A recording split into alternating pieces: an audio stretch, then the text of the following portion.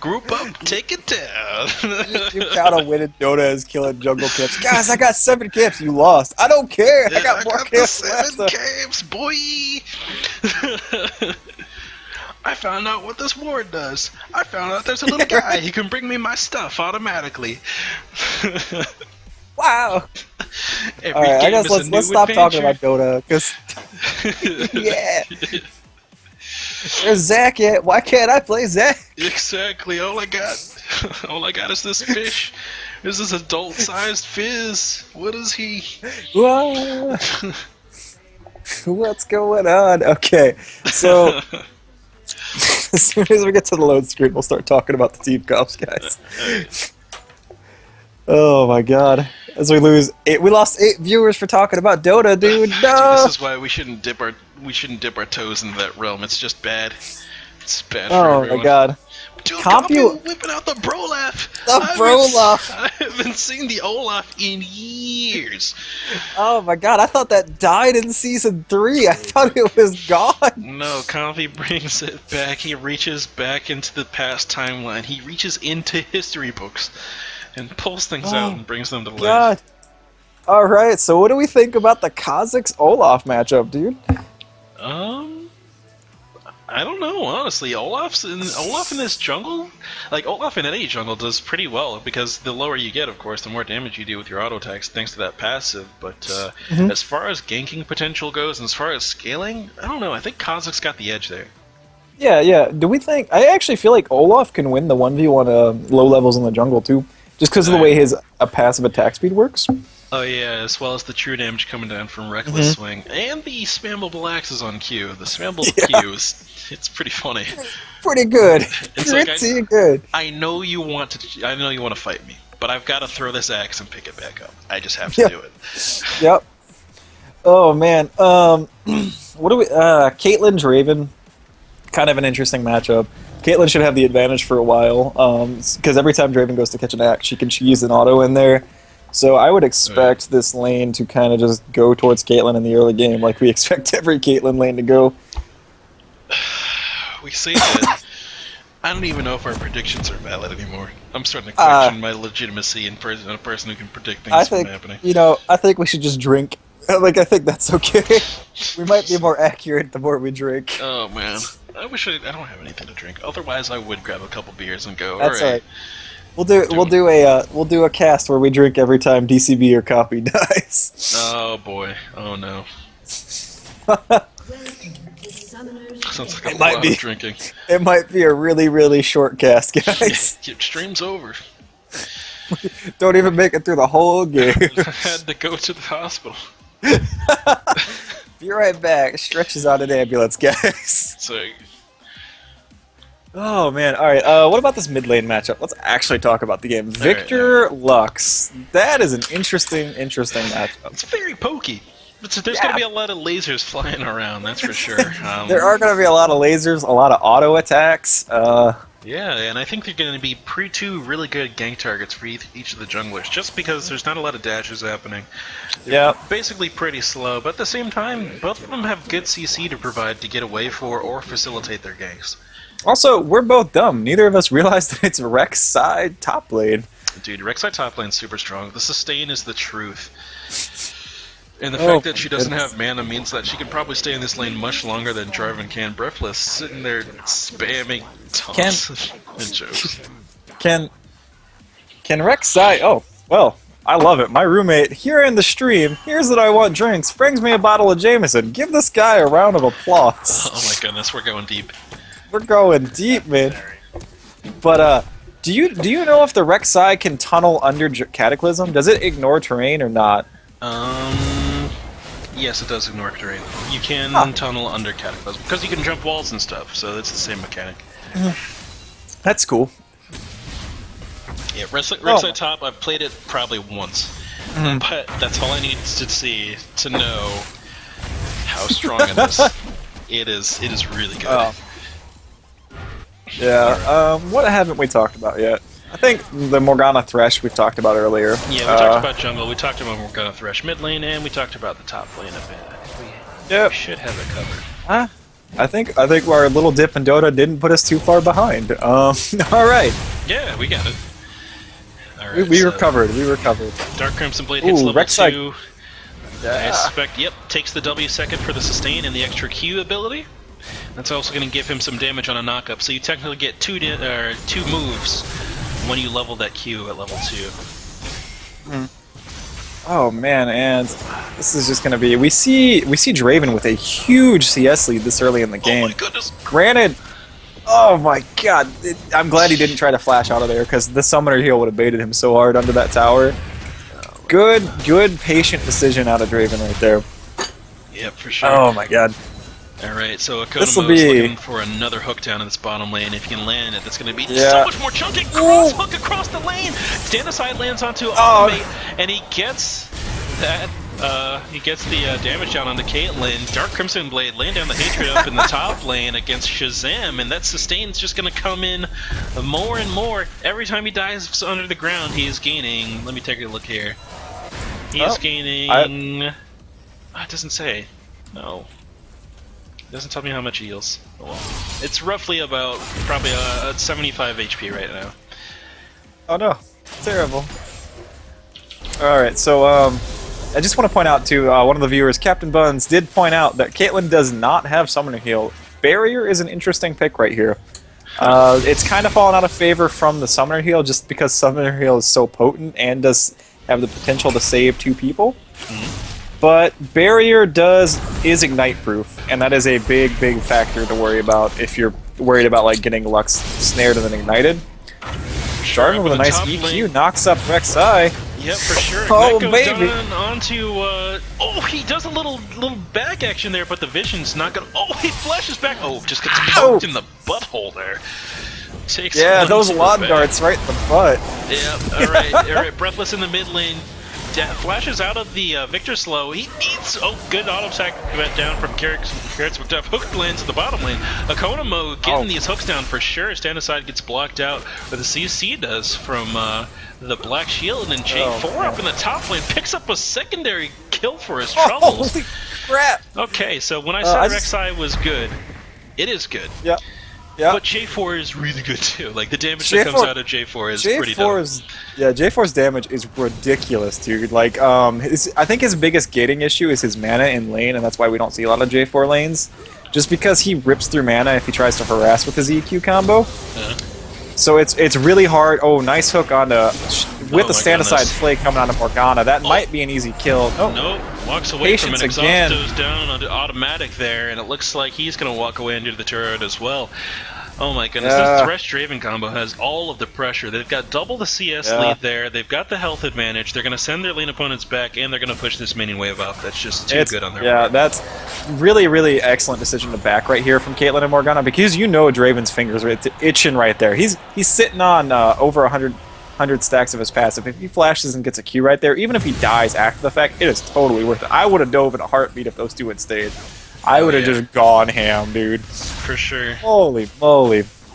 Alright, George P. Burdell, the next president of the United States, is pushing up this mid lane here. Just a pretty calm lane between him and Lux. They did have that early kill, but after that everything has slowed down quite a bit. Top lane with Shazam. He's got the Brutalizer now. Oh, and the red buff, so it hurts a lot. DCB, I'm sorry, friend. Oh, what's this? Coffee gets caught out trying to invade the jungle, and now he's in a tight situation. The slow lands from Breathless, and now it looks like Draven's going to land a couple more axes, drops one of them, so the damage now falls off. Coffee looks like he's going to be able to walk away from this. No! Spinning axe, flashes forward, bound, doesn't get to pick up the axe, Coffee walks away. Draven just a little impatient there. If he had waited about 3 more seconds, his stand aside would have been up. If he had gone flash stand aside or flash auto stand aside, it would have caught Compy after he flashed, and definitely would have resulted in a kill. Instead, Draven just ends up wasting his flash. Excellent hook, max range hook on a Morgana. Yeah, Bakonamo going deep with these hooks. No. Jack Spooky needed 2 more auto attacks to get the kill, get a kill down there. Draven could have had some easy money. I don't know if you recognize it, but we have the 2 MVPs of the night right now playing in the jungles. So we have our famous level 23 Twisted Fate Breathless coming in as Kha'Zix, and Compy, the Monster Sejuani player, as Olaf. Goodness, I am excited for this matchup, honestly. Yeah, but we already saw Combi trying to go for the aggressive plays in the enemy jungle. He picks up the poacher's knife, so Combi is looking for some counter jungling action here. He wants to try to meet this Kha'Zix in the jungle, but really he wants to be just laughing at him as he runs away with the money already. That's about it. He gets caught one time in the jungle and says, "No, that's fine. That was my bad. I'm gonna do it again." Nice max range hook. Oh my goodness, Thresh is on fire, man. Yeah, Binding goes down onto a Konomo, but Automatic says, you know what, I'm gonna play this one safe and back it up. Up in the top lane, Dark Crimson Blade's got the tunnel set up for the escape so he can get back to turret easily. I like that placement there.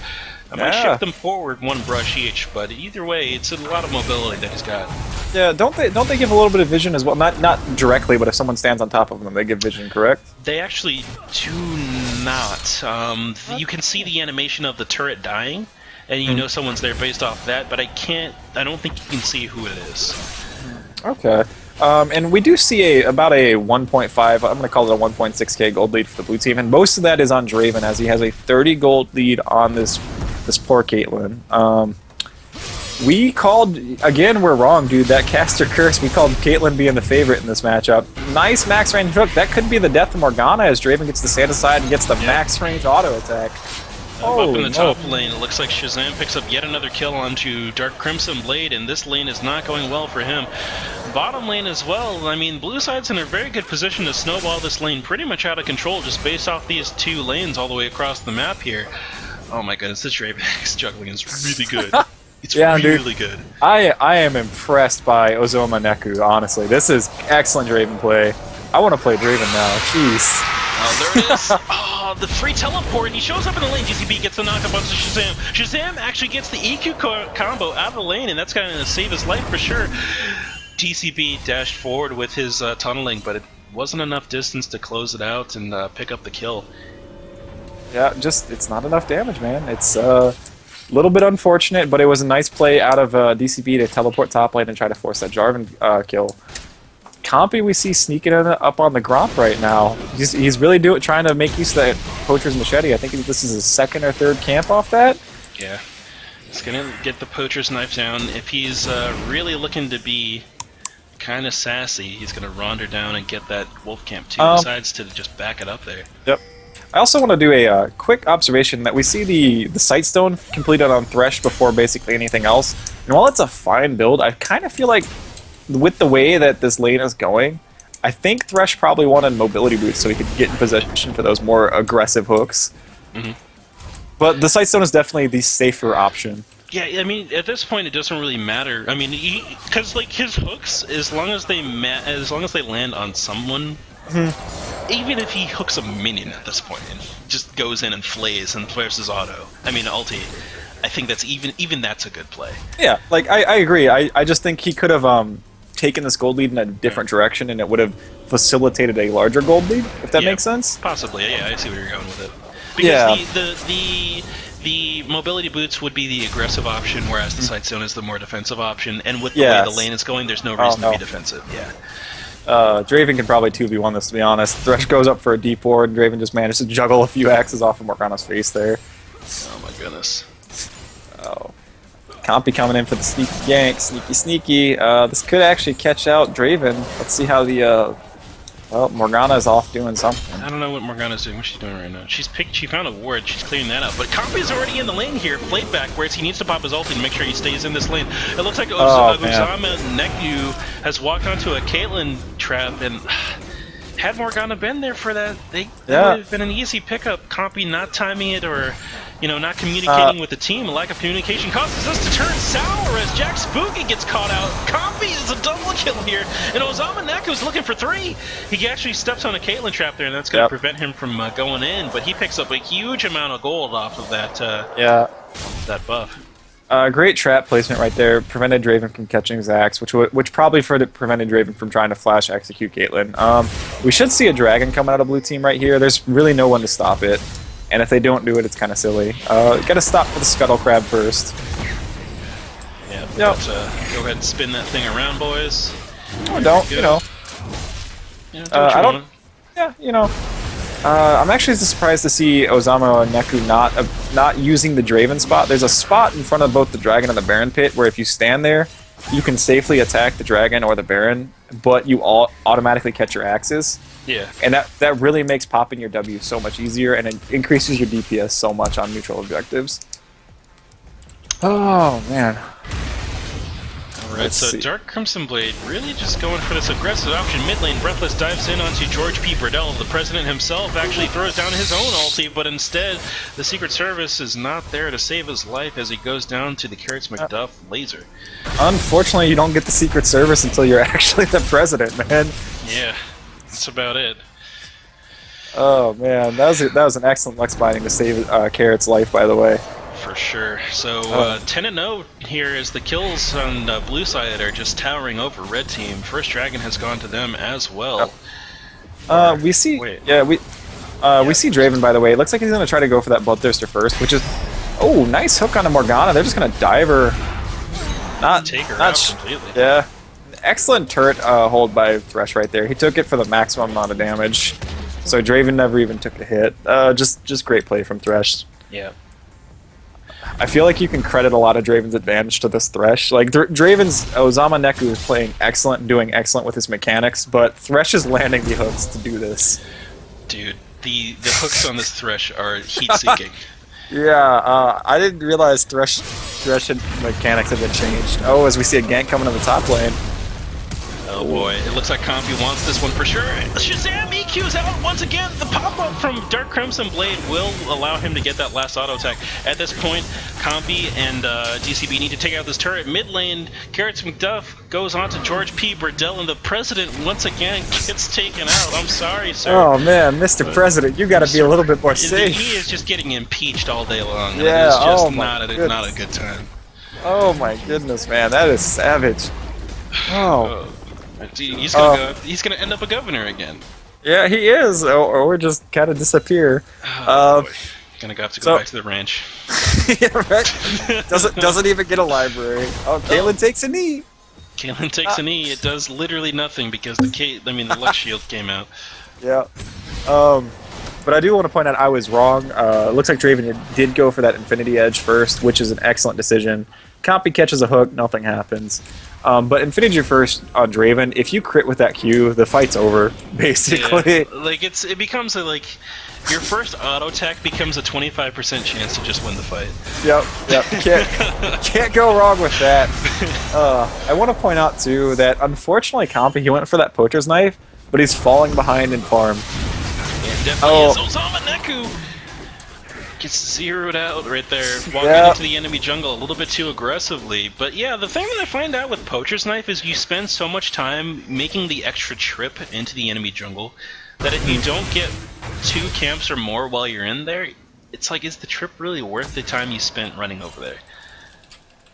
It's really heartbreaking when you show up in the jungle and you end up in a camp that's already been through. Yeah, it's a little hard. Ooh.